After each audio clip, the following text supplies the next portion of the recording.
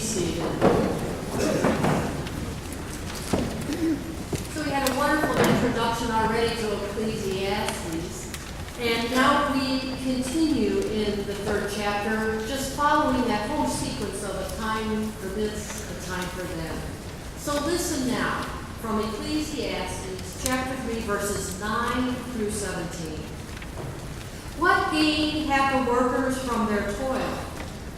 I have seen the busyness that God has given to everyone to be busy with. He has made everything suitable for its time. Moreover, he has put a sense of past and future into their minds. Yet they cannot find out what God has done from beginning to the end. I know that there is nothing better for them to be happy and enjoy themselves as long as they live. Moreover, it is God's gift that all should eat and drink and take pleasure in all their toil. I know that whatever God does endures forever. Nothing can be added to it, nor anything taken from it. God has done this so that all should stand in awe before him. That which is already has been, that which is to be already is, and God seeks out what has gone by. Moreover, I saw under the sun that in the place of justice, wickedness was there, and in the place of righteousness, wickedness was there as well. I said in my heart, God will judge the righteous and the wicked, for he has appointed a time for every matter and for every work. This is the word of the Lord. Thanks be to God. Let us pray. Loving God, we hear these words from Ecclesiastes. And now we come to you asking you to help us give meaning to your words. Open our hearts to the very presence of you. May the Spirit move in us so that what you say to us we can take in and be changed and change the world because you are here. It is in Christ's name we pray. Amen. So throughout my years growing up, my uncle, his name was Uncle Harry, he frequently would say to me, and this too shall pass. You know how it is when people say such things like this to you. I'm sure you have your own phrase to share, those words that some uncle or aunt or grandparent or somebody gave to you over and over again. Words of wisdom that have been passed down. But each time my uncle said this, I would think, what does this have to do with me? How does it influence my current situation? Frankly, I did not find it very helpful. It didn't give me answers or reasons or a path to move forward. It left me stranded, idle, unsatisfied with my current position. And in fact, I can tell you now, I found it just a bit irritating. Thank you for that. Maybe you've been irritated too at times. And this too shall pass. It still goes through my head all the time. Thanks for the help, Uncle Harry. Oh my, have things changed with the passing of time. I know now what I didn't know back in those early years, that I was a bit naive. I know it's hard for you to believe. I was a bit naive, and yes, I was quite impatient to remain in the present moment, in the present situation, impatient to just trust God to sustain me without knowing what was ahead. You know, I always thought I was in control of my life and I could accomplish anything I wanted or needed to accomplish. I was quick to desire immediate solutions. Does that happen to any of you? Maybe. Unable to wait and endure whatever caused my uncle to give me those words of advice. I remember his words now. Can you remember being in that place sometime yourself? And maybe even now, off and on, you find yourself being impatient with where you are, with what life has given you right now. The passage this morning in many ways might leave us saying, what does all of this mean, really? A time to live, a time to die, a time to hate, a time to love. But then there's this bold statement kind of at the end of that sequence of words about time, at the beginning of what I read this morning, that says, what gain have the workers from their toil? What gain have the workers from their toil? It almost seems as if we shouldn't bother doing anything in life with intention because there's already a set time for everything. And our role is to just follow that timeline, stay on course, don't deviate from what's been plotted out before us. But really, this seems so contrary to our life of faith. Well, Ecclesiastes uses this format that upon initial reading really does seem so out of place. You read that and you think, really? What does that have to do with me? And now how can it help me? It's almost depressing, I think, to read. How does it fit alongside of Proverbs that we've been studying the last few weeks? How does it fit alongside of Proverbs that is part of that wisdom literature? So we've been learning in Proverbs about this central focus on wisdom, so we can't forget that, because Ecclesiastes is in that same series of books. We learned how wisdom is calling us, how wisdom is directing our lives, how we're to follow wisdom, to be attentive to wisdom, to let wisdom be imbued in our very being, deep within us. But now we come to the reading today. Now we come to Ecclesiastes, which really means preacher.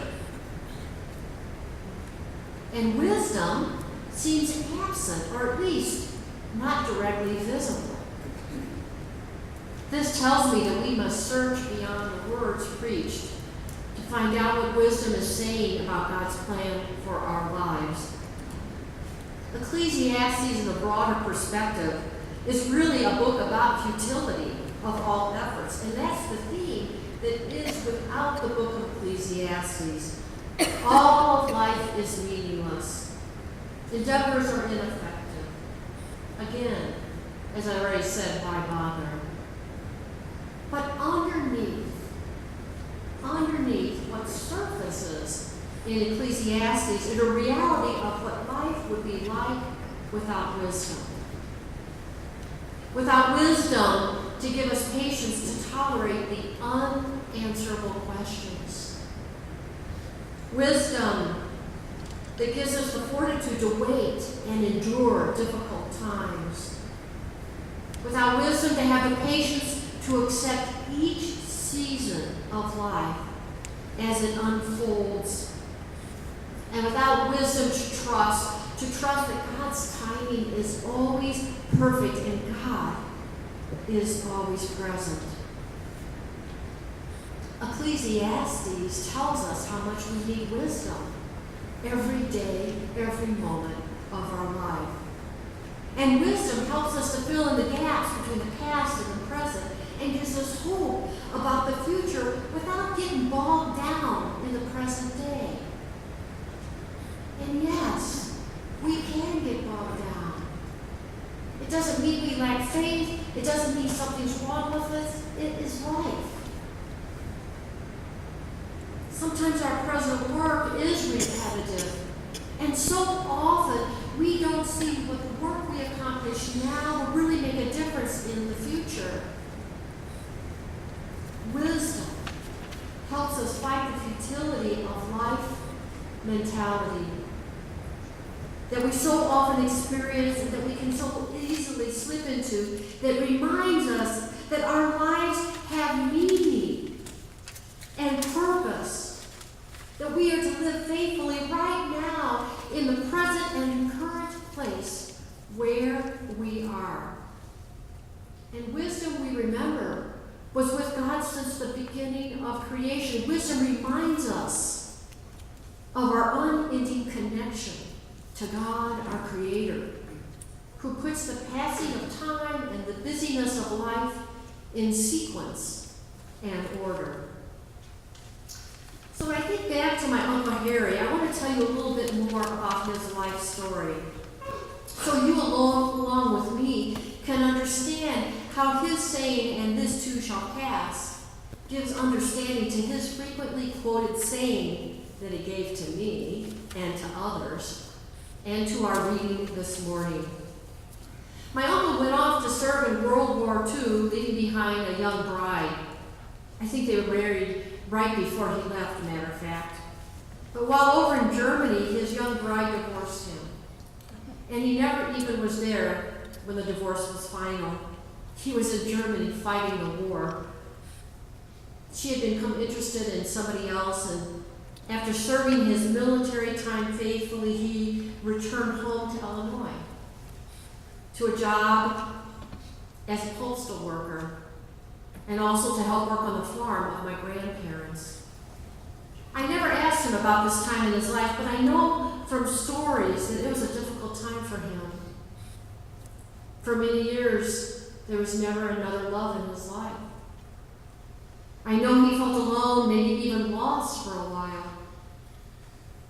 I can imagine him driving those country roads, delivering the mail. How much he must have felt disconnected from all that he thought he had many years ago. But he kept going. Besides his regular job, he farmed the land with his parents, my grandparents, as they aged. And he helped my grandfather to keep a few cows. That was so important to my grandfather. Just a few cows that he could walk out to the fields in the morning and walk back at the end of the day. And he helped them to keep their garden going just a bit. He cared for them as he aged, and he was always present to help them. I don't think my uncle ever put his own needs first.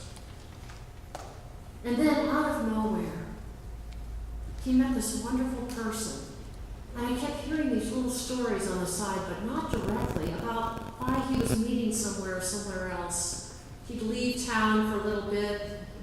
He met this beautiful lady and her sister. I guess they were a pair together. And anyway, he fell in love with her. She had been widowed. He had to be at least in his 50s, I think, so think how many years he lived alone.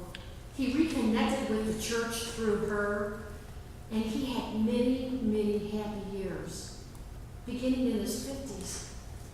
I think in some ways the difficult past was simply just erased. As my uncle said, this too shall pass. I understand now that he was patient and well aware of the rhythm of life. He could have said there was a time to work, yes. There's a time to heal, yes, I needed healing. And there's a time to love. Oh yes, he found love. All was part of his life. I know at the end of his life he felt very content and very at peace and felt he had a wonderful life. But it wasn't an easy life. I have already started to hear the stories of many of your lives. Just briefly, I've been hearing about what life has brought to you. The times of great joy, the time of traveling, the time of illnesses, the time of losses. I know that my uncle's life probably rings true for many of your life. Our life is all filled with that. All those things that come over time. The preacher asked us, what do we gain from our work? What gain with all the seasons that we endure in life? You and me, we know the answer. We have the ever-present Holy Spirit, wisdom, ingrained within our very being to remind us at every point in time, every season of life, that God is here.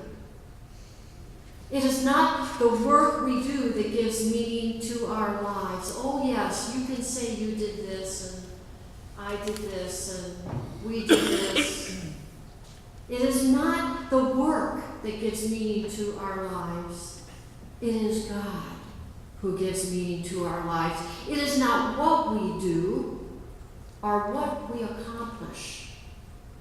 It is not really even who we are. It's all about whose we are. You and me, we belong to God. God desires for us to be happy and to enjoy ourselves. God has been in this earth on creation since the beginning of time, and God is here now and will be in our future, wherever that is, wherever the future leads us. And even though we don't really have a vision to see how the very details of our life fall into place, God always has perfect timing. So I have an assignment for you this week. I want you to share your stories, for you have many stories to share. Share your stories about how God has been with you in all the seasons of your life. Share your stories to anybody that will listen, but at least try to share your story with one person this week. Share your story with others so they can see God and they can be in awe like we are. God's timing is always perfect.